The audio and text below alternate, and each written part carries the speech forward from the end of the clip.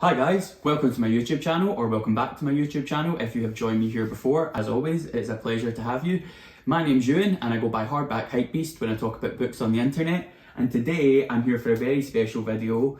In my last video a couple weeks ago when I was doing my long list book haul and short list predictions for the International Booker Prize, I didn't do very well. I only got 2 out of the 6 that ended up on the short list, but I do think that one of the ones that I predicted for the shortlist will be the winner, but I mean I would say that, so we'll have to wait and see, but fingers crossed. But yeah, while I was doing that video I was explaining that one of the reasons that that I love the International Booker so much is because 2 of my all-time favourite books in my top 5 have both come from following the list. And then I said that I thought maybe I would do my top books of all time rather, and some people commented and said they would like to see that, so here we are. First of all, I think it's interesting because in that video that was just a couple of weeks ago, I said that the International Booker books were my number 2 and number 3 favourite books of all time. In a shock twist, that has now changed, and there's been a new entrant of a book that I have read since then that has now moved those books back the way. Which is just exciting. It just goes to show that in this book game there's all things to play for at all times. It's very, very rare that I would add a new book to my favourite books overall, but especially the top 5 is generally quite unmovable. So that just goes to show that I'm not flaky. I don't change this list all the time, but this book was very, very special. But we'll get there when we get there. What else? Yeah, so when I actually sat down to curate my top books, usually I keep them all together, and like I say, I don't change the list often, but because I've recently moved house, the books were kind of all over the place, and then when I was pulling them off the shelves to put them into their order, I realised that actually 10 is now really, really difficult for me. I think like the older you get, the more books you've read, the more great books that you've read, the more difficult it becomes. So I've landed on 13, which I think is quite a good omen because I'm a 13 baby. I was born on the 13th of July. So I obviously think it's a very lucky number. Thank you. But yeah, so I've got my top 13, but then there's also 5 honourable mentions, just because even though they didn't quite make the final list, these were books that I felt like I couldn't not mention while I was doing a favourite books of all time tag or video. Also, just to quickly note before we get into it, I've decided not to include non-fiction in this list. For me personally, I feel like fiction and non-fiction kind of hold like a slightly different place in my brain and in my heart than one another, and I didn't feel right to like some of my like favourite all-time non-fiction, like Why I'm No Longer Talking to White People About Race, the transgender issue, When Breath Becomes Air, Catch and Kill, the Collected Schizophrenias, all these like really amazing works that sort of like drive discourse on really important topics. It just didn't feel right kind of trying to like pit them, one better than the other or one that I prefer over the other, against like amazing works of fiction. It just felt a bit off, so I decided that I would just do fiction, and maybe at a later date I'll do my favourite non-fiction. There is, however, one exception to this. There is a book in this list that is technically non-fiction, but its narrative structure and just like the idea of it kind of defies categorisation, and it just didn't feel right running down my top 13 books of all time without including this book, because it's just one of my favourite things that I've ever read. And it does kind of sit in that place in my head and in my heart of amazing fiction just because of the way that it's told. So anyway, sorry, that's a big huge preamble, but hopefully you're used to that by now. But yeah, so we've got 5 honourable mentions, which I'll do straight off the bat, and then I'll run through my 13 favourite books of all time. So thank you very much for joining me as always, and let's get into it. Okay, so honourable mentions first, and I'm going to try and be really strict with myself, otherwise we will be here all day. I'm just going to say the name of the book, very quickly explain why I like it, and then move on. I'm not going to spend a lot of time with these at all.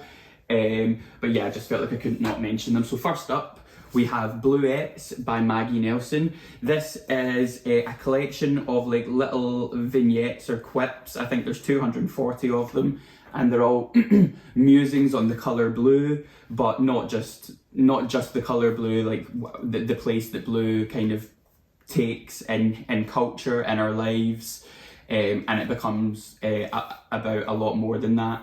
It's just about Maggie Nelson's life at the time when she's writing this book and how everything feels as if it links back to The Colour Blue. My favourite one is number 177. I'm not going to read it out, but if you have this book, go and read 177. That's my favourite one. And let me know your favourite one in the comments. This sounds weird, it is weird, but it's so enjoyable, and I think it's such a lovely celebration just of like the written word as an art form. More so than anything else, and you can just sit down and pick it up and read 2 or 3 at a time. You don't need to read them in order or anything, and the book is also just gorgeous. So that is Bluets by Maggie Nelson. Next we have Home Fire by Kamila Shamsie. I believe this was longlisted or shortlisted for the Booker Prize the year it came out. This is a novel dealing with ideas of loyalty, familial responsibility, whether blood is thicker than water, and what's most important to us in the end, and is a retelling of Antigone using the idea of modern day terrorism or freedom fighting between the Middle East and the UK. It's absolutely brilliant. It's such a good book. And really compelling, but also deals with some really interesting ideas, which I absolutely loved. This, I believe, is the American hardback edition, which I had to spend ages finding on the internet because I much prefer it to the British hardback, and it's a little bit damaged, but I love it anyway. Yeah, so highly recommend this. Is Home Fire by Kamila Shamsie. Next, I'm not 100% sure this would stand up to the reread, but this is American Psycho by Bret, Easton, Ellis. For me, I think this is more so, it represents like a time in my life, or like a place in my heart of like when I was really getting into like adult fiction and kind of like was like kind of, I don't even know the word, like establishing that like reading was something that I really loved and something that I would do for my whole life as like a hobby or a pastime or whatnot. I don't really like the idea of Bret Easton Ellis just as like a concept anymore, so I don't know if this would stand up to the reread. I read his memoir White a few years ago and it just gave me the ick, but I loved this book when I read it. I think I was like 17 or 18 and like a little scene kid, like obsessed with Panic at the Disco, and it just made me feel like a kind of like cool little lit kid, I guess, which I'm not ashamed to admit now. We all go through interesting phases, and to be honest, I'm probably still in the cool, wannabe cool lit kid phase, to be honest. But yeah, not sure this would stand up to the reread, but I just wanted to mention it because it was kind of a formative reading experience for me, I suppose. But who knows, maybe it would, but I don't have any immediate plans to reread it again. I also love this cover, which is the cover that they've used for the 50 Years of Picador collection that's come out this year, celebrating 50 years of Picador and their most important titles. Yeah, so that's American Psycho by Bret Easton Ellis. This is one of the best books I've read over the past couple of years, Open Water by Caleb Azumah Nelson. This is an absolute sucker punch of a novel. It's so short, and what it manages to fit in and do and say in such a tiny amount of pages is honestly just nothing short of masterful. If you've ever fallen in love with someone, but it's maybe been like the right person at the wrong time, or if you've ever been in a situation where you've not been able to like fully commit to a relationship, or like self-sabotaged in a relationship because your relationship with yourself isn't very good, and it kind of gets in the way, this book will absolutely resonate with you. But it's also dealing with just ideas of what it means to be young, and in particularly black and young in the UK right now. It's also probably the only example of a novel that I can think of that is told in the second person and it really works and doesn't feel like jarring or difficult. I think this is absolutely essential reading, and I think this is the type of book that they should be teaching in schools nowadays instead of like antiquated stuff that no one is interested in. This is like literature that should be being taught now in school to young people. So this is absolutely brilliant. I can't recommend this enough. And then lastly, from Honourable Mentions, we have Don't Call Us Dead by Danez Smith.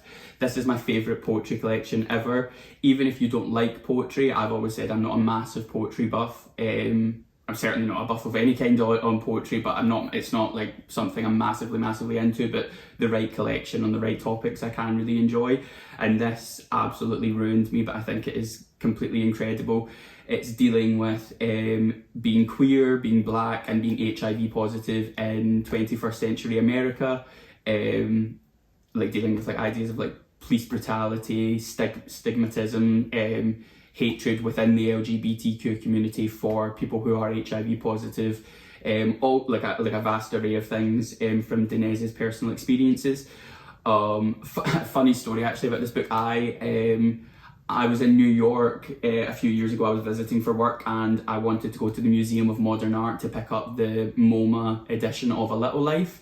So I went there to get that, and then I saw this book and it hadn't been published in the UK yet, but I'd heard of it, so I picked it up as well as A Little Life. And then I was flying home later that day, and I was on the plane, and I'd read the first poem, and it had completely destroyed me. So I was kind of like quietly crying, trying to like pull myself together on this plane.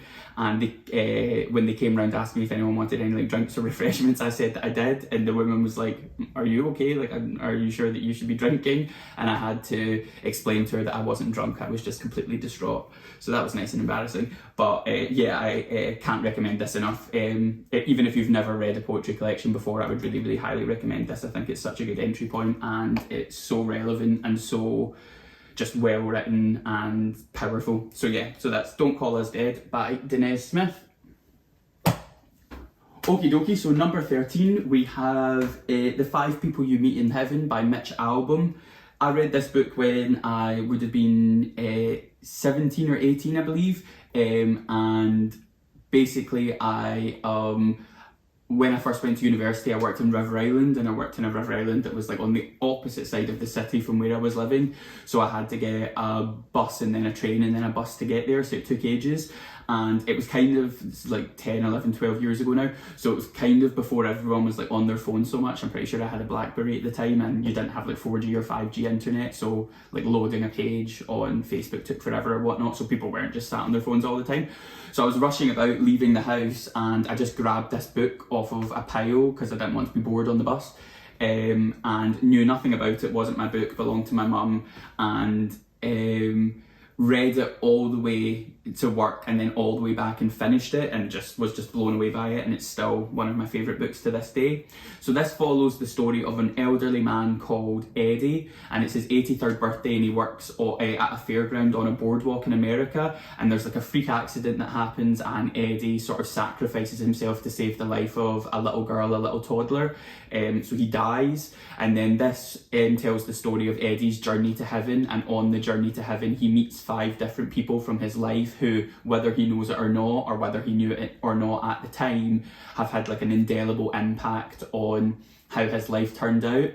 And it's really a book about just the idea of like the ripple effect and how life can change second to second in really imperceptible ways, and that we'll never know or understand, and how people who you might not even have been aware of, or people who you didn't click were as important as they were, can actually have a massive impact on the journey of your life. And it's just so beautiful. It's like a really bittersweet book because it's happy and it's sad at the same time. Yeah, it's just gorgeous. It's a really like nice, quick, easy read, but just like it just like deals with that whole idea, that like existentialist idea, in such a nice way. There's a sequel called The Next Person You Meet in Heaven, which I've not read because it's like one of those situations that I'm like so fearful that if I read it I won't love it as much as this, and it might change my opinion of this. So if you have read it, let me know in the comments down below if you think it's worth it, or if you think I'm better to steer clear.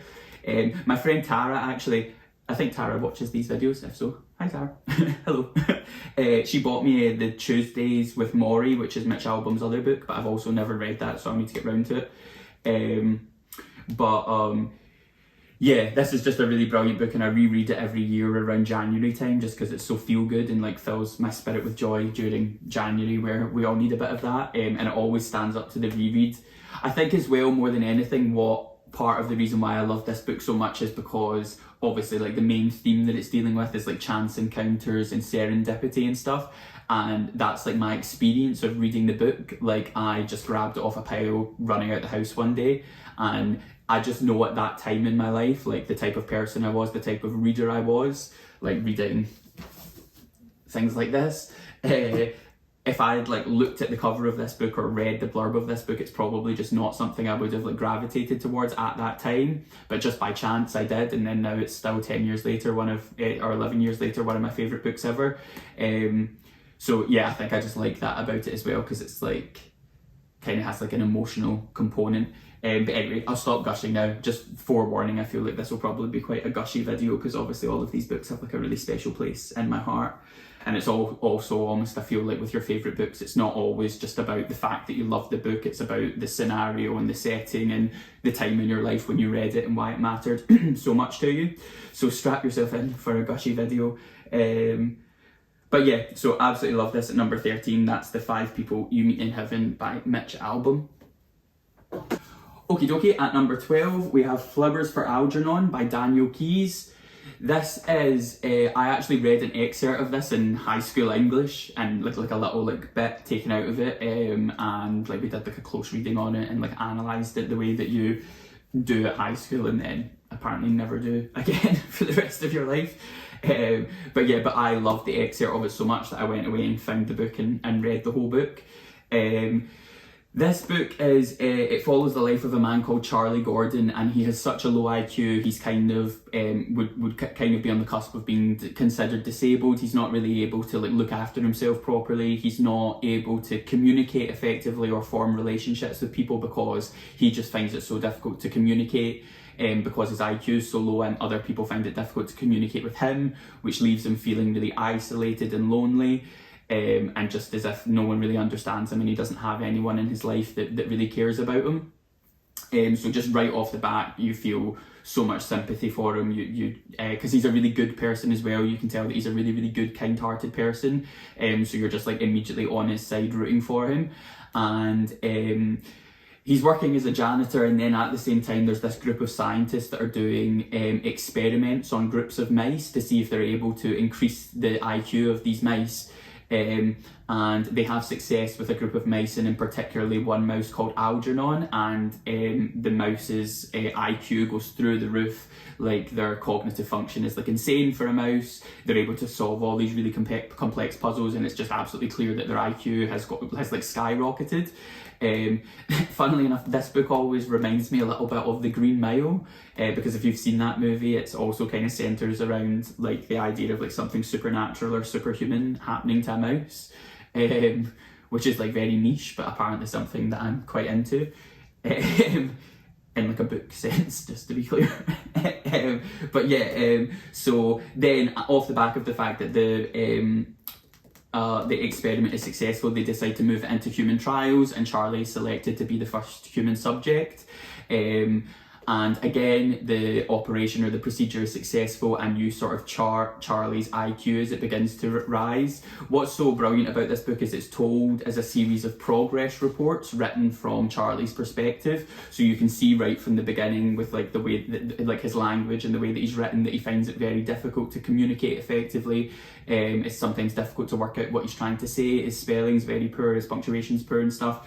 But then you kind of watch as that begins to rise, and then he gets to a point where there's just this like golden moment where he's kind of has like a similar IQ to like what would be average for people, and he is able to form relationships and he is able to form attachments, and he feels finally as if he fits in. But then his IQ continues to rise, and it's like two halves of the same coin, and very quickly he just ends up unable to communicate with people again because he's too intelligent, and his method of communicating, the words that he's using, the way that he talks, the things he wants to talk about are just beyond anyone else's level of comprehension. And then of course he just feels lonely again. And then almost inevitably, it feels very inevitable in the book, Algernon begins to fade, begins to kind of go backwards and degenerate, if you like. And that kind of foreshadows what might happen to Charlie. That's not a spoiler, that's like on the blurb, that Algernon begins to fade.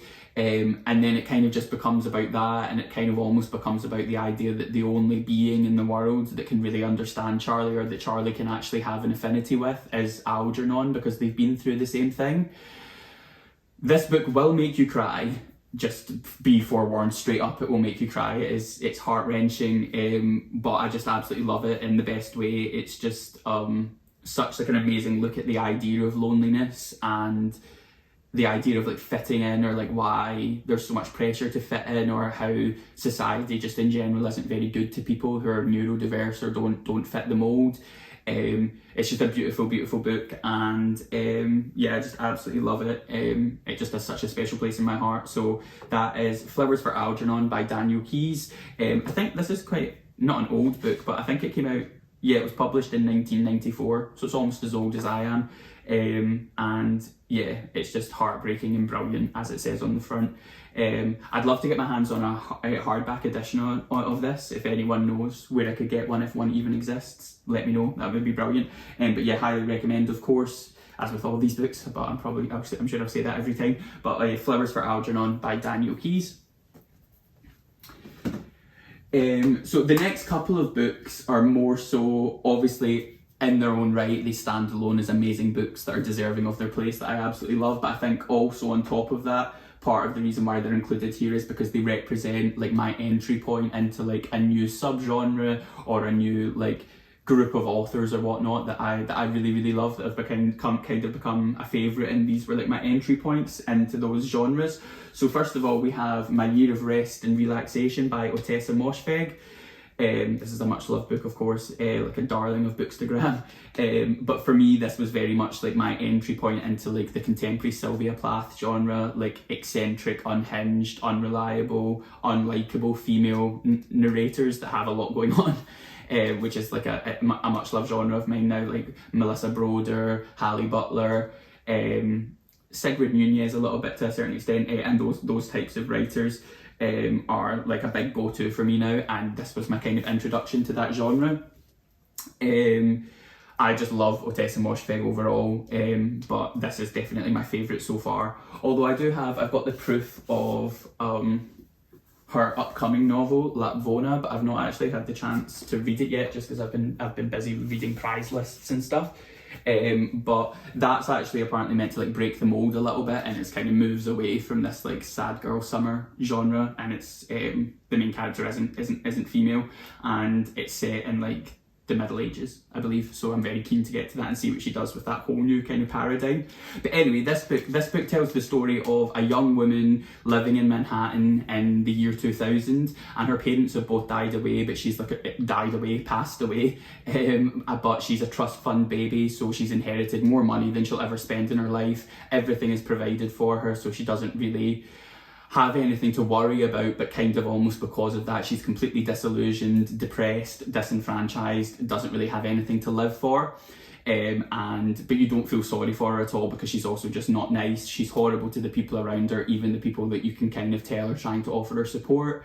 And she's just very selfish and self-absorbed, and just treats people badly, and is kind of out to get whatever she wants at all costs.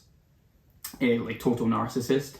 And basically, she gets this idea in her head that if she can just fall asleep for a year, she'll wake up and all of her problems will be solved. So she goes on this kind of insane quest to see if she's able to like create a cocktail of drugs that will send her to sleep for a year. And she's got this kind of like therapist character in the background who's like kind of just going along with it and totally irresponsible because she's being paid. Or she or he, I can't remember if the therapist is male or female. Yeah, and just like on this kind of like she's like determined to make this happen for herself because it'll solve all of her problems. I suppose it's just like a big metaphor for like trying to like hide away from things, and like procrastination almost, instead of like dealing with problems, just putting it off. But anyway, I won't say too much more because it's just an amazing reading experience. And yeah, no, I absolutely love this book, thinks it's completely brilliant.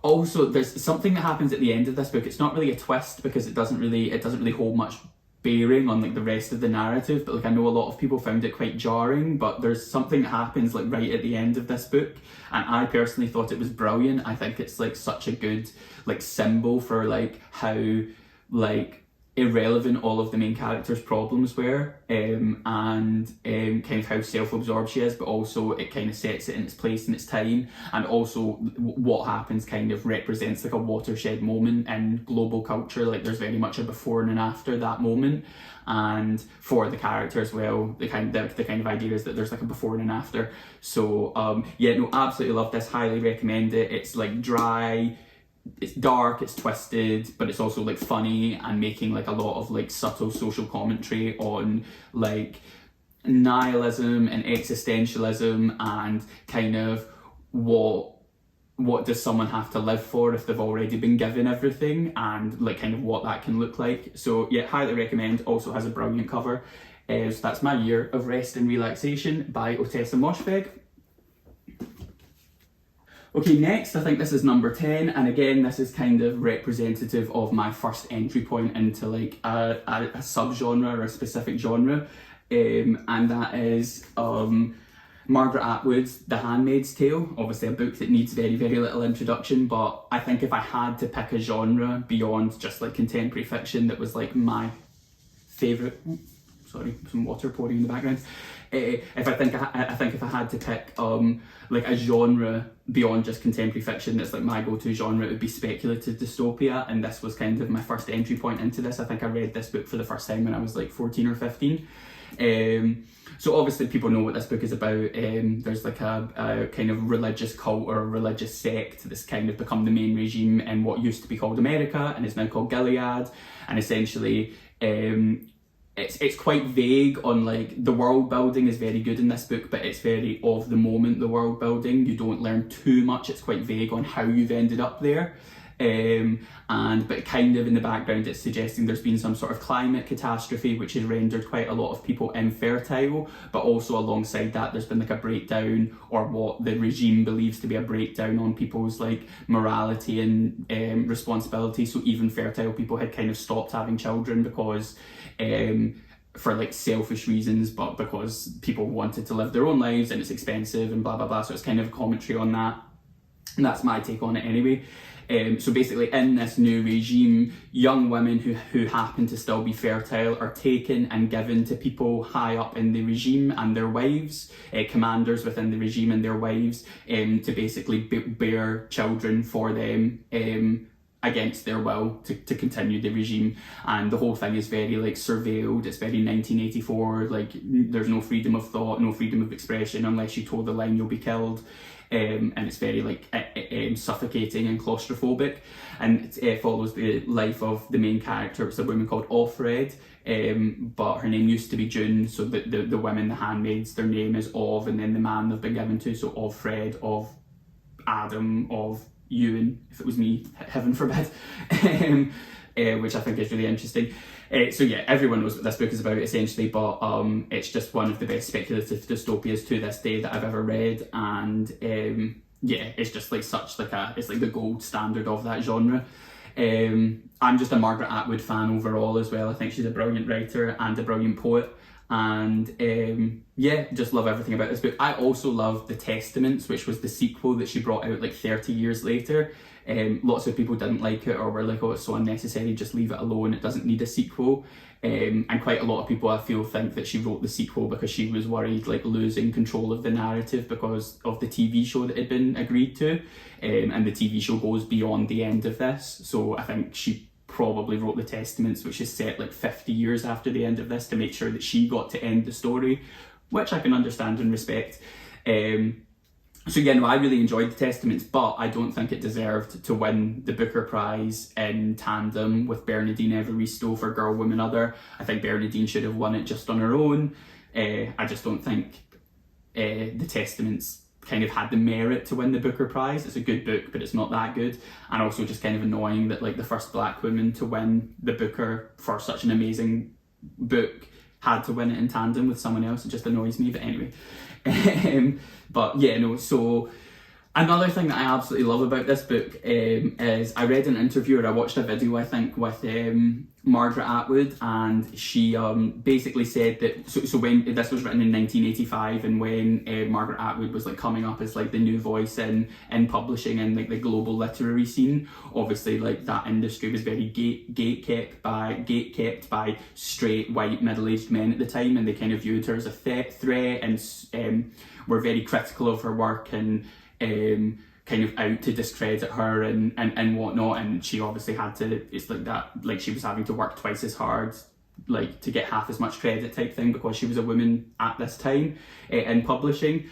And she kind of she knew before she published this book, she kind of like preempted that the criticism that she would get from the publishing establishment and from critics is that, oh, you just have a really horrible, dark imagination, you're a man-hater, you're like suggesting all these things that would never happen just because you want to like turn people against men and stuff. And in her research for this book, Margaret Atwood made the decision that she would not include any actions from men against women in Gilead that have not been documented at some point in human history as something that men factually have done to women, so that when that criticism inevitably occurred, she was able to say, none of this comes from my imagination, I didn't make any of this up, every single thing in this book has happened, so the fact that you're saying I just have a dark imagination is actually more representative of the fact that you don't understand. Which on top of just being like incredible queen energy is just, I think, genius, the fact that she preempted that and built it into the research for the book. So yeah, can't recommend this enough, and the Testaments, to be honest. So that's The Handmaid's Tale by Margaret Atwood. I know quite a lot of people, I love this edition as well, and it's got amazing end papers.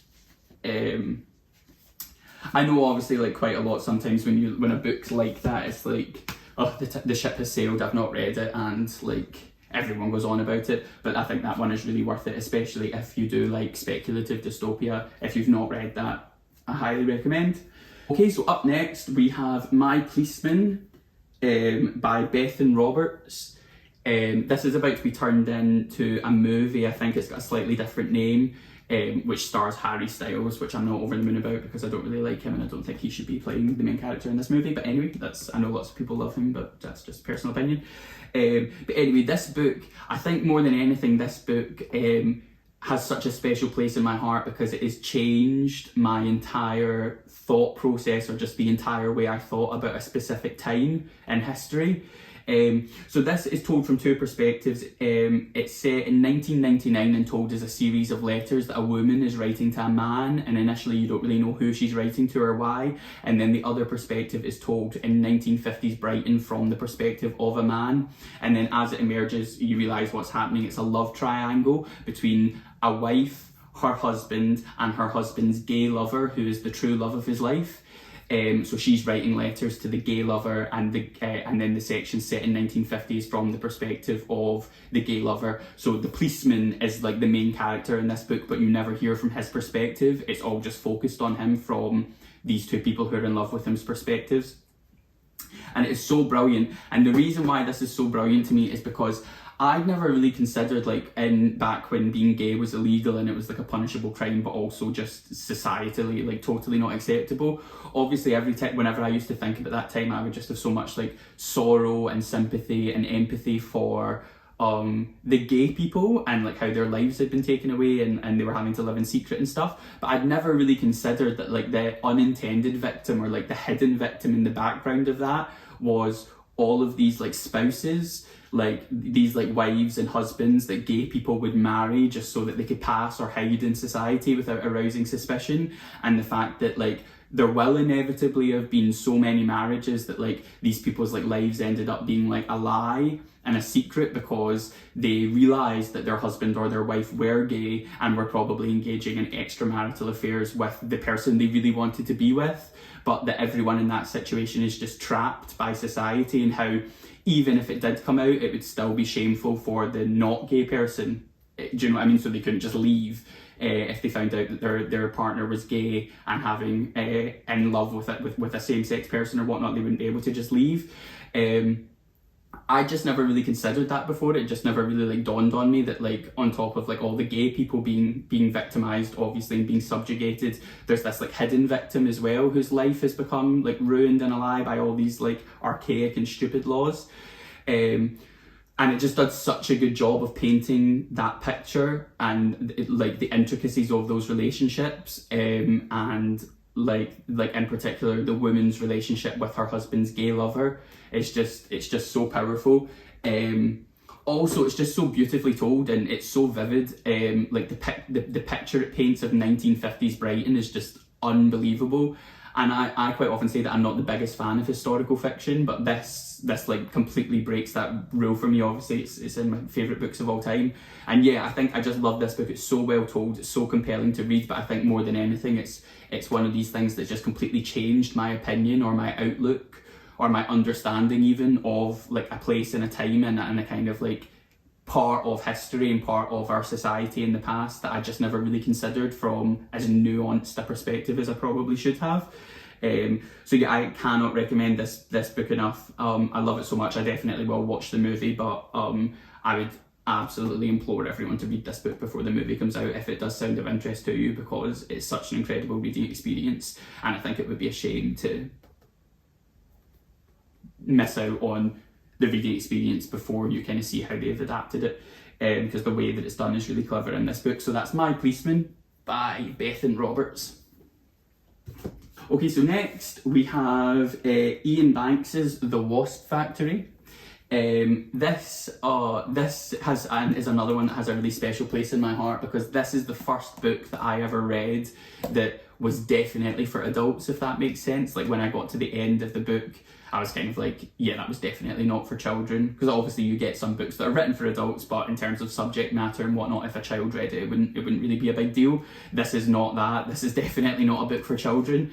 And it's also got a special place in my heart because when I was at school, I had like maybe not that, like a kind of close-ish relationship with my English teacher in first and second year, and I think she kind of like saw like a like dormant book nerd lurking within me, and she kind of wanted to nurture that. So in between the summer of first and second year, she recommended to me, she said, Euan, you should read this book, and you should also read A Spot of Bother by Mark Haddon, which I've actually never read, so I probably should, so sorry about that, Mrs. Hobson. But she recommended this book to me primarily, and she said, I think you'll really enjoy this book, you should read it over the summer, and I did. And I think it was like almost like the first time that someone had like made a personalised book recommendation to me based on what they knew of me, and it's obviously the right recommendation because I love it to this day. So it just obviously like kind of holds a special place in my heart for that reason, but it's also an absolutely amazing book. So it tells the story of a teenager called Frank, and they live on this kind of like deserted island where it's just like this house and then like a wasteland, and their father is present but like kind of in the background, and you can tell is quite abusive, and Frank is very disturbed and has kind of like been left to their own devices to like find ways to like have fun on this island or to forge a life on this island totally isolated, and they've kind of turned to like torture and cruelty of animals as like the thing to do. And every so often they'll be like visited by like a cousin, or like it's like kind of indicated that they used to have a little brother and you don't know what's happened to the little brother or where they've gone, and it's just very like dark and twisted, but like the way that it's told, like it's very visceral. You feel like you're like right there in the landscape, you're like totally compelled, and then there's like a twist at the end that you do not see coming, yeah, it's just absolutely brilliant. And I think actually it was Ben versus Books I saw on Instagram. He'd like done a tag on Instagram, and I think it was like kind of like list off some books that were like formative reading experiences for you and why. And basically the gist of what Ben said about this book is it was the first book that he had read that made him realise that like there are some stories that can only be told when they're written down, that there are some stories that couldn't be a film or couldn't be a song or couldn't be a TV show or whatnot. It would only really work written down. And I think he's absolutely bang on with that analysis. That exactly is how I felt about this book as well, because there's almost no characters. It's just about Frank really, and everyone else is kind of like by the wayside or like in it very, very for like a tiny amount of time or very sporadically, but like you're totally engrossed. And it's all about like their inner thoughts and their inner darkness, and it would only work written down. So I think Ben was absolutely bang on with that analysis, and that's what I love about this book so much as well. And obviously I read this when I was 14 maybe, and it stands up to a reread, and I just love it loads. So thank you so much, Mrs. Hobson, for the recommendation. You'll never watch this video, but thinking of you always. Okay, at number 7 we have Red Clocks by Leni Zumas. This is another speculative dystopia and is just absolutely incredible. This is set in a small fishing village up Northern America in Oregon, and it's like the landscape and the setting is like very cold and very desolate, and essentially and very insular, and essentially there's been a small, well, I say small, but in terms of like the dystopia, it's our world, but there's just been like one change in the law, if you like, that has like ended up in this dystopian setting. So essentially something's been passed in America called the Personhood Amendment, which deems every single embryo as having all the same rights as a human being, as like a living human being. And you're not allowed to interfere in any way with the process of fertility, the process of reproduction. So you're obviously not allowed to have an abortion, but you're also not allowed to have IVF. Adoption is very difficult because you're not allowed to adopt. There's like a part of the amendment that says every child needs two, so you're not allowed to adopt as a single parent. There needs to be a mother and a father. I'm pretty sure you're not allowed to adopt if you're a gay family. Essentially what's happened is in this, because of this change in the law, if you get pregnant, you have to keep it and you have to give birth to the baby, and you essentially have to keep it. It's very difficult to give it away by adoption. Or if you're infertile, if you're not able to have a baby, it's very difficult for you to have one by any other means. And you follow the life of 4 different women in this little town who are all at different stages in their life, and it's told from each of their 4 perspectives, which is the biographer, the wife, the daughter, and the mender, and kind of how all their lives interlink, but how they're all very different people. They're all at different stages in their life and their relationship with motherhood, whether they want to be a mother, whether they don't want to be a mother, what their reasoning for wanting or for not wanting to be a mother really is, and how diverse that experience is in the real world, and just like what this change in the law, how the impact it's had in their lives. It's difficult to explain how like wide-reaching and how compelling and how amazing this book is, because it is just based around this like small idea, but it's just absolutely amazing. I can't recommend it enough. It's one of those books that like while I was reading it, I was like having like every so often I'd be like, oh my god, I'm like my mind is being blown by this book like in real time. Just absolutely brilliant. If you like speculative dystopia, definitely read this. If you're interested at all in sort of like the policing of women's bodies and reproductive rights and stuff, this is definitely one to read. And yeah, I think it's a bit of a masterpiece, to be honest. I've actually never read any of Leni Zumas's other books. I believe, Farewell Navigator and The Listeners, so I'm definitely I might order them after this and definitely get dug into them at some point this year, because her writing as well is just incredible. Definitely one of my favourite books I've ever read, and definitely one of my favourite speculative dystopias. So I don't know if I've explained this very well, but it's so clever and so well done. So that is Red Clocks by Leni Zumas. This is one of these books that I've like given away loads as gifts, just because I'm like, I feel like not that many people know about this book, and I'm like, everyone must read. So yeah, highly recommend. Next we have In the Dream House. Oh, I'm trying to pick up 2 at once. Next we have In the Dream House by Carmen Maria Machado, and this is the one that I was speaking about that is technically non-fiction, and is the only non-fiction that I've included in this list. But I couldn't not include it because it's just one of the most amazing things I've ever read, but also because of the narrative structure, it kind of defies categorization. So basically, Carmen Maria Machado was in a very abusive same-sex relationship for a number of years, and this is like kind of like a experimental memoir of her unpacking and examining like her experience of that relationship. But basically how it's told is so cleverly done. It's told as a series of her trying to put what's happened to her into context that she or other people can understand. So it's told as like a series of little tableaus pulling out moments from the relationship, but kind of saying, what would this look like if it was a romance novel? What would this look like if it was a psychological thriller? What would this look like if it was a world problem that people were discussing? And it's kind of about, like, it's really difficult to describe, like that probably doesn't make it very clear, but it's kind of about the idea of like how if we do have trauma, we kind of decode it and unpack it, and we try our best to like put it into context so that we can understand it. And if we're explaining it to other people, we kind of have to put it into context so that they can understand it.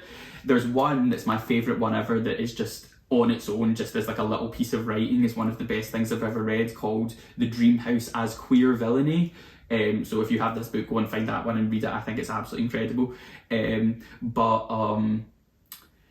Yeah, and it's called The Dream House because it's her kind of remembering this time in her life where she lived in this house with this abusive partner, and kind of how it feels like a dream, it feels like a fever dream, or it feels as if something that didn't really happen or didn't really happen to her. And again, I think that does such a good job of exploring the idea that if you have been the victim of like quite violent trauma or psychological trauma, it changes your brain to kind of like, I guess, as a coping mechanism, so it almost doesn't feel real. It doesn't feel as if it happened to you, or it feels as if it happened in like a different lifetime, or in a certain, or in a sort of different like universe almost, or as if you're remembering it but it didn't happen to you, it happened to someone else. And she does such a good job of presenting that. There's like a section in here that was repurposed for, or like narrativized for, the podcast This American Life, because it's so impactful and such an amazing way to depict abuse. And it's essentially one of those, remember like when you were younger you would read like choose your own adventure books, so like you would get to like a point in the plot and it would be like, do you want to do this, do you want to do that, or do you want to do this, and then you would go to a specific page based on that action. And then Black Mirror did like Bandersnatch, which is like a TV equivalent of the same idea.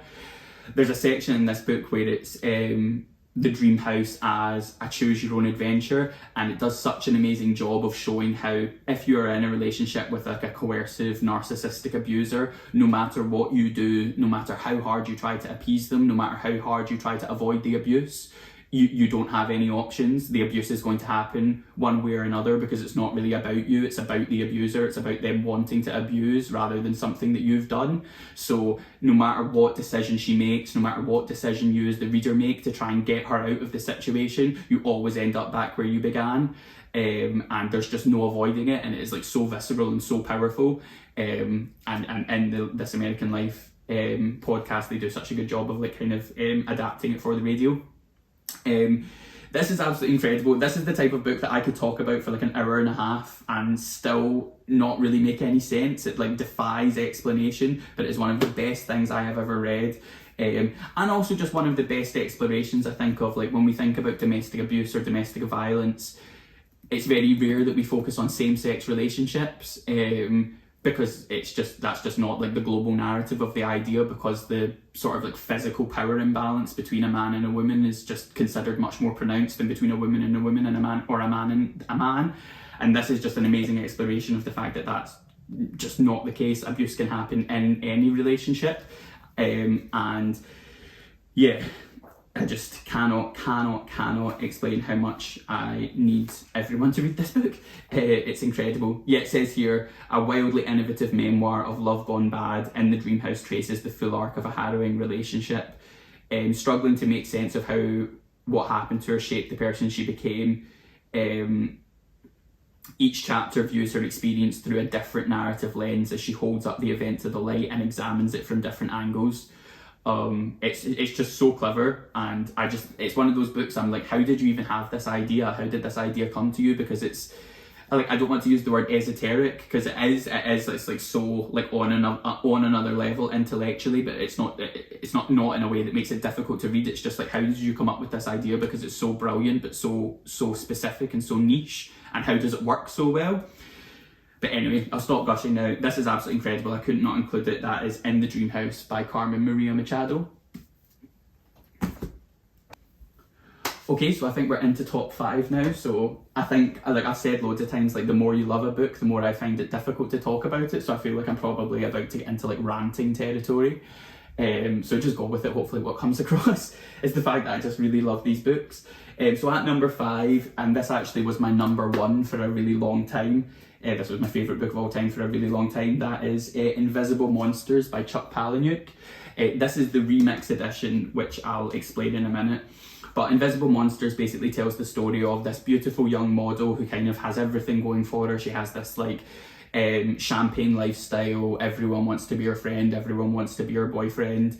She's booking all these jobs. She's gorgeous. Like basically she has everything going for her. And then she has or so people think. And then she has a freak accident where her face is completely destroyed. Most of her face is ripped off, and she goes into hospital for rehabilitation and for plastic surgery to kind of repair as best they can her face so that she can live. But obviously she'll never be a model again, and she'll always be quite severely disfigured. And while she's in hospital, she's in this kind of like weird Catholic hospital where there's like this like nun character who's quite creepy. She meets this transgender woman called Brandy Alexander, who kind of like takes her under her wing and teaches her this idea of like, become the monster that people will see you to be, and then they can't hold it against you. So like, don't live in a prison of what other people like perceive you to be what they perceive you to be, and then you've won, I suppose is the underlying message. Chuck Palahniuk, I know, is quite problematic, to be honest, and like Bret, Easton, Ellis, I think like the idea of him as I get older is like becomes more troubling, and his books are obviously very dark and twisted, and their representation of like certain things probably isn't very acceptable anymore. And I know that he's Marmite, and that you either love or you hate him. For me, it's very specific to this book, because I think what this book did for me at the time was just like quite pivotal, and it just becomes like this like fever dream, and it's like dark and twisted. This book also, if you were like a scene emo kid like me, the Panic at the Disco song Time to Dance off their first album, Fever You Can't Sweat Out, that song is based on this book, so go and listen to that song, and it's exactly based on this book, so you then might want to read the book. Brandy Alexander as well is just a character you'll never forget, and then it kind of like builds up to something and just becomes like mind-blowing, and you're like, oh my god. So yeah, I've reread this book loads of times. It used to be my favourite book of all time, but obviously as I've grown older and read more books, it's kind of moved down, but I'm pretty sure it'll always stay somewhere in the top 5. It's just absolutely brilliant. I love it so much, and it's like so dark and so twisted and just like maniacal almost, and like the characters and like the surrealism of the situations that these characters get into, and like how evil and bad they all are to each other and to other people. It's just absolutely incredible. But the remix edition, this is also, I just find this so interesting. So this was the first book that Chuck Palahniuk ever wrote, but when he took it to a publisher, they were like, no, that's too disturbing, like there's just no way that we're going to publish this. But then after Fight Club became like so successful and had such a cult following, then they were like, okay, we'll give it a go, because like they kind of saw that he'd like found a cult audience and that people would flock to him. But how he had initially written this story, he'd written it almost as a choose your own adventure, where you would read like a section, each section starts with jump to, and then goes back to like a memory of like from the perspective of the character. And he wanted each section to finish with a jump to and then a page number, and you would go to the page, so that at no point while reading it, you don't read it in like a linear fashion, so at no point do you know how far through the book you are, or how close to the end you are, because you've been jumping from here to here, back to here the whole way through. And then when you eventually finish the book, you're kind of right in the middle. And he said that he wanted it to be laid out like a fashion magazine, so that like by the time you got to the end, you were kind of convinced that there must be something that you've missed, that you've not managed to read the whole book. And he wanted it to have that feeling, but the publisher said to him, no, the book is already so depraved and so disturbed that it just won't find an audience if on top of all that you also have this like complicated narrative structure. So they made him turn it into a linear structure, so like you read 1, 2, 3, 4, 5 when he initially published it. And then years later, when they realised that it had a huge cult following and that people just loved him and were willing to just go the extra mile for him and just go on his journey, they let him re-release the remix edition, which is actually the original structure. So at the end of each section, it will say, now please jump to chapter 32, and then you have to like go and find chapter 32 and like jump back and forth through the book, which is just amazing. And I've read both editions, and reading it this way does really add something to it. It's hard to describe.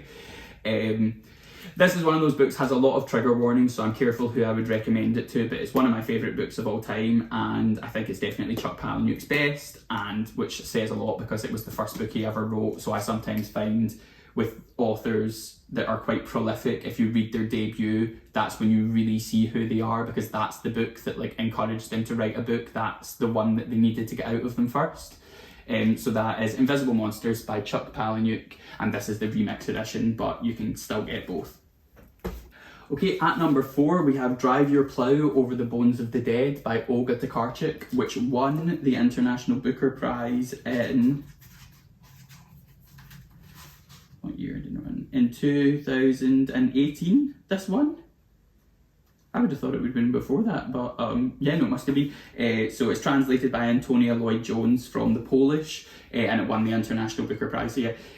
So this book's amazing. This book follows the story of an old woman called Janina who lives in kind of like a clearing in the woods in this little village in Warsaw in Poland. And it's set over the winter time, but most of the other properties in this little village lay empty because they're like the summer homes of wealthy residents who live in the towns and cities around. And it's kind of Janina's job to like maintain and upkeep and clean the properties for this like little village. And she's like this like weird eccentric old lady. She's a vegetarian, she's obsessed with William Blake poetry, and Drive Your Plough Over the Bones of the Dead is a line from a William Blake poem. She's obsessed with astrology. She has like a really close relationship with like nature and the animals that surround the village and the buildings, and everyone just kind of like discredits her as this like weird old lady that like lives in the woods and like just kind of keeps her at arm's length and doesn't take her seriously. But then members of the community start to turn up dead. So it becomes like a little bit of an investigation, and Janina inserts herself into the investigation and is convinced and is trying to convince like the police and stuff these people aren't being murdered, they're dying at the hands of the animals are killing them. And then I won't say more than that because it's not really a whodunit because it's much more literary than that, but it is like exciting to kind of go through. I'm not really into astrology, it's just not something that really interests me, but like the way that it's integrated into this book is brilliant. And it's really just a book about like who we give a voice to, who's allowed to have a voice, who we discredit, and whose opinions or ideas we discount and cast away. It's just really, really brilliant. It's like exciting to read, but also is just like really deep and meaningful in a way that's quite difficult to understand. Olga Tokarczuk is also shortlisted this year for the International Booker with The Books of Jacob, which I have not yet read, but is meant to be amazing. But it's obviously really chunky, and I think it's quite different. I think it's quite a lot more historical. She's also won the Nobel Prize for Literature, so she's just like a hugely celebrated author, and she's brilliant. So yeah, can't really can't recommend this enough. Yeah, and it's pitched here as a deeply satisfying thriller come fairy tale, and yeah, that's kind of how I would describe it. It does have a really like fairy tale-esque, like creepy out in the woods vibe, like animals and stuff, but it's not really magical in any way. It's like real, like all of it's like real. It's like a real thing that could happen, but it just has that kind of like fairy tale-esque vibe to it somehow. So highly recommend that. That's Drive Your Plough Over the Bones of the Dead by Olga Tokarczuk. Then at number 3 we have another international booker. This was shortlisted but didn't win, and that's Hurricane Season by Fernanda Melchor, translated from Spanish by Sophie Hughes. This is without a doubt the most obscene and grotesque and triggering, I guess, book I have ever read. So honestly, proceed with caution if you're gonna read this book. But I absolutely love it. It's stuck with me so much. I think about it all the time. Fernanda Melchor also was longlisted but not shortlisted for the International Booker this year with a book called Paradise, which is also brilliant. It's just a little novella, and it's quite similar to this but less severe. So if you maybe want to try her writing and see if it's too much for you, I would maybe start there and then move on to this. I like to think I'm relatively unflappable when it comes to like books and reading and stuff, but even this book I had to like stop and put it down and like have a bit of a breather because I was like, that's gone a bit too dark or a bit too obscene even for me. So just fair warning. This tells the story of a very impoverished small town in called La Matosa in kind of the middle of nowhere in Mexico. And essentially on the outskirts of this town there's this like old sort of like creepy house, and in it lives this woman called the Witch. and the witch is this like creepy, scary, dangerous, like individual who like lives on the outskirts of town, and you should avoid the witch, like she's evil, and everyone kind of has their own story about her, and she's this kind of like woman that kind of like haunts and looks over the village, and this was actually one of the very first books that I ever reviewed on Instagram because I like so much, so I'll link it down below and it will probably do a much better job of explaining it than me doing this. Actually, I also explained the whole story of Invisible Monsters in the remix and how it came to be published on Instagram, so I will pop that down below as well, and you can have a read of that if you didn't understand what I was saying and are curious. So yeah, go and click those links if you're interested to learn more. But yeah, so this witch, she lives on the outskirts of town, and then one day the witch turns up murdered, and this story tells this is then the stories or the witness statements of 9 different townspeople and their description of what's happened. It's when you're reading this book, it's hard to describe. You almost end up in like a fugue state where like you don't even realize like that you're reading, because it's all wall-to-wall text every page. There's almost no punctuation, and it's all stream of consciousness from the perspective of the person that's talking. And like, so it feels like a witness statement, like how I'm talking to you, I can go off in any tangent, like it feels like that, but it's so cleverly done because as you go through the 9 witness statements, you learn all the entanglements of this village and who knows who and who knows each other's secrets and everything about it. And through each of the accounts of the crime, you actually become closer to the witch, and what has happened becomes clearer. Although none of the other people know it, because you're the only person other than the police who are seeing all 9 accounts. And it like the witch kind of goes from the beginning, you're very distant from the witch, and she's this like desperate, horrible, squalid, like genuine witch character. But then as you get closer to her, you realise that's not the case, and it's actually what this book is about, is actually making a really like deep point about like judgment of people and stuff, and it's just absolutely brilliant, and like hypocrisy, and it's so grotesque and so violent and so vulgar, I think, because basically it's making a point on like the ravages of poverty and how like deep poverty is in and of itself is violence, and it is violent. And like people having to live that way means that their entire life is violent, because every day is such a struggle, and like how that like breeds like a really dark breeds such or reveals such a darkness of the human spirit, because people are always struggling to survive, I suppose. And so for that reason, like I think there are reasons why it makes sense for books to be that way, even whereas like in other books you're kind of like kind of what I think maybe this would be like if I reread it. It's just grandiose or like gratuitous or unnecessary, and it's just designed to shock. This, to me, this isn't that. It makes sense with the point that the author's trying to make for it to be so severe. Yeah, this book is absolutely brilliant, but it's one of those ones I'm very careful who I'll recommend it to. Like I would never suggest my mum read this, so just proceed with caution. But if you do think that that's the kind of thing you'd be interested in, definitely pick it up. And this edition is so nice. This is the American edition. That I had to get imported, because a lot of the books that end up on the International Booker in the UK are Fitzcarraldo editions, so those like blue editions. And likewise with Drive Your Plough, I read it and then was like, no, I want the actual edition of this book because it's so special to me. Same with this one, and same with Paradise. I've got the Fitzcarraldo edition, but I've got the real hardback on pre-order to come when it's released. This feels like sandpaper, which is amazing and very like specific to what the book's about. So yeah, that's Hurricane Season by Fernanda Melchor, translated from Spanish by Sophie Hughes. Can't recommend this enough, one of my favourite books of all time, but very, very, it's like beyond dark and beyond savage, so just proceed with caution on that one. Now we are up to number 2, and this number 2 is the one that actually is a new entrant and bumped Drive Your Plough and Fernanda down. Drive Your Plough and Hurricane Season down, because when I finished this book I was just like, well, that's one of my favourite books that I've ever read, no contest. And then when I actually sat to curate the list, I was like, well, it has to be number 2. It couldn't be anywhere else. It is just one of the best books I have ever read. And I'm actually kind of glad that I waited just by chance to make this video until after I read this book. This is the book that has of course just come out, the highly anticipated Young Mungo by Douglas Stewart. I was lucky enough to have the proof, so I've actually read this twice now, and it's just so masterful.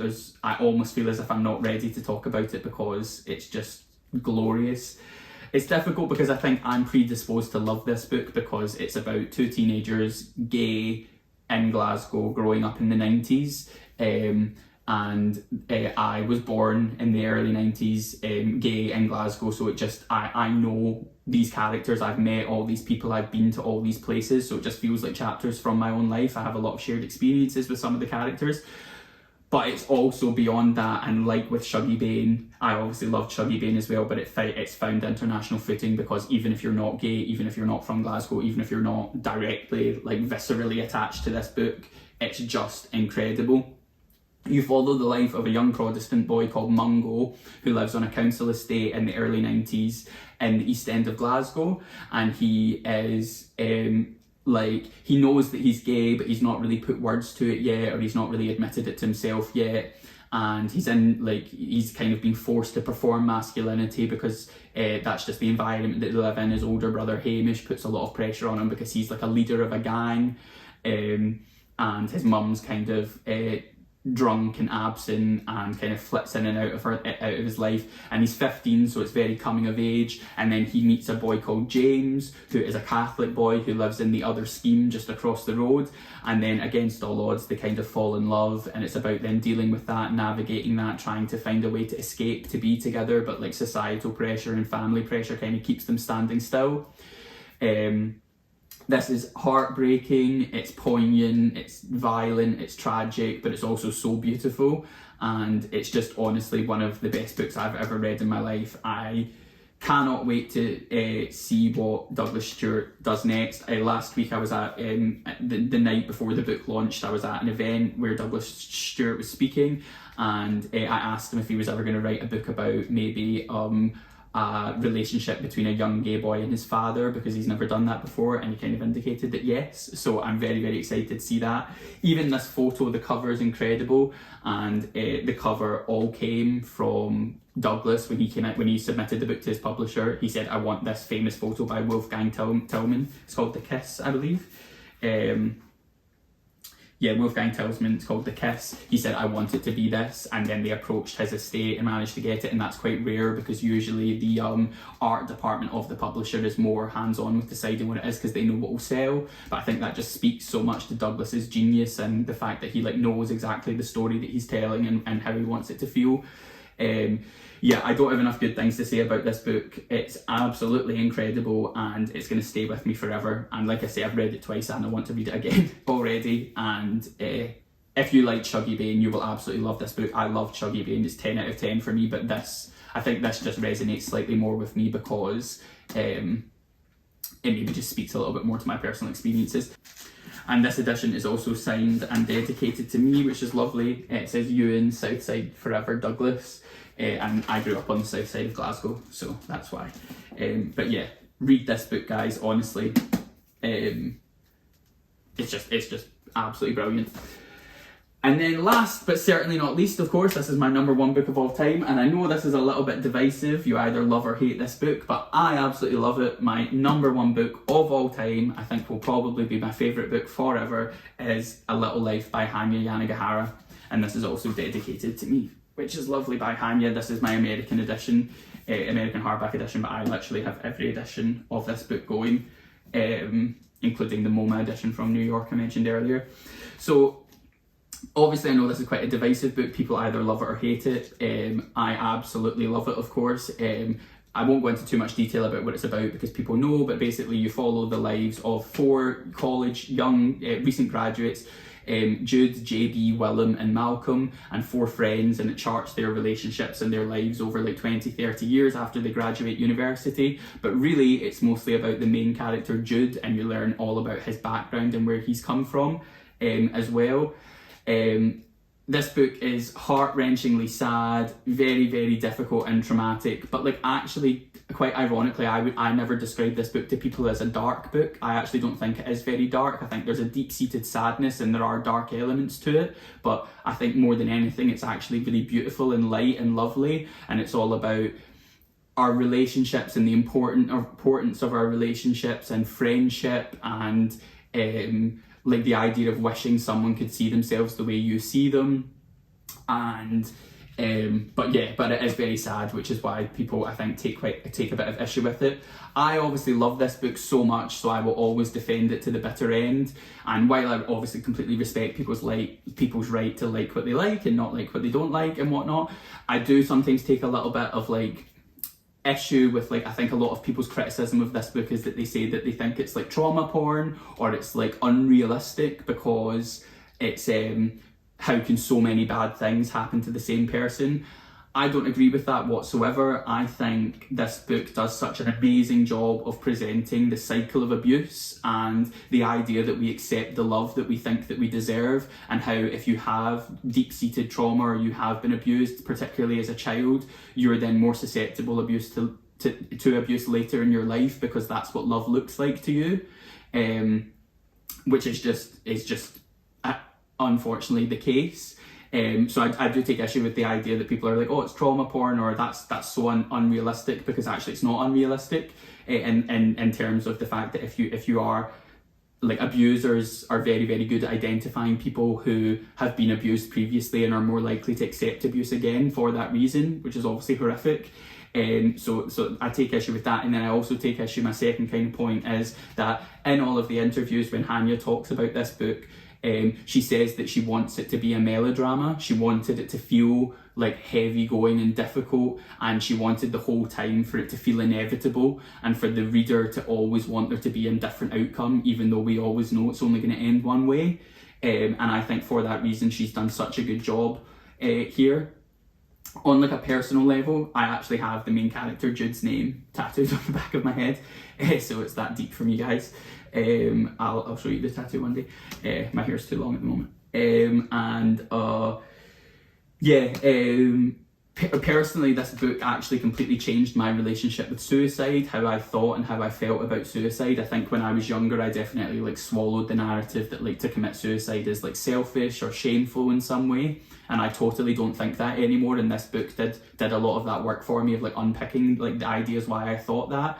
And now I definitely view suicide as like, it's a way to die like any other. And if someone dies from a cancer or a heart attack, we would never judge them for that. But if someone dies from a really severe depression by suicide, I don't think they should be judged for that. And this book just is all about like the root of trauma, and sometimes is trauma just too deep and too embedded for us to overcome it, and who are we to judge, and can that not just be okay?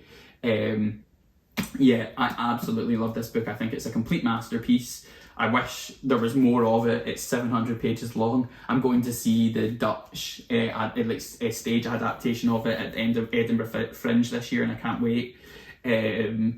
I love this book so much, and I just absolutely love Hanya overall. So yeah, that's my number one book of all time, A Little Life by Hanya Yanagihara.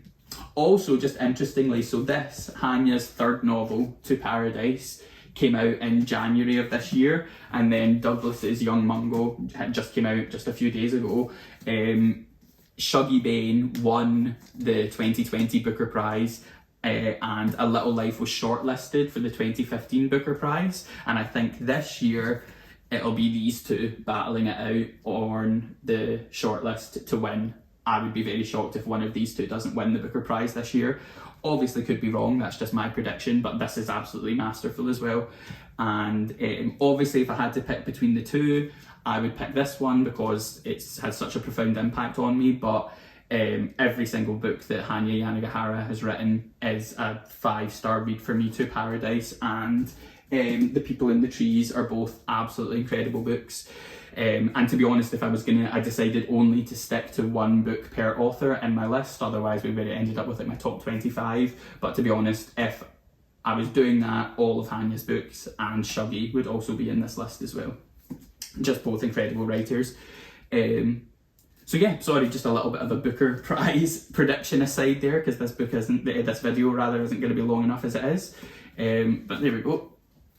So there we have it, guys, my top 13 books of all time and 5 honourable mentions over there somewhere. Thank you so much if you've stuck with me through this video. I'm sure it's been a long one, but obviously we just have a lot to say about the books that we love, don't we? But yeah, as always, thank you so much for joining me. Let me know down in the comments if you've read any of these books, if you loved them, if you hated them. I'm always open to discussion. That's why we're here, especially about A Little Life. I know it's very divisive, so if you feel the total opposite of me, let me know and we can hash it out in the comments. But yeah, no, as always, thank you so much for joining me, and also let me know down in the comments below what your favourite book of all time is, or if you have a video of your own where you've rounded up your own favourite books, send me the link. I would love to watch. But other than that, just thank you so much as always for joining me, and I will see you guys on the next video. Bye.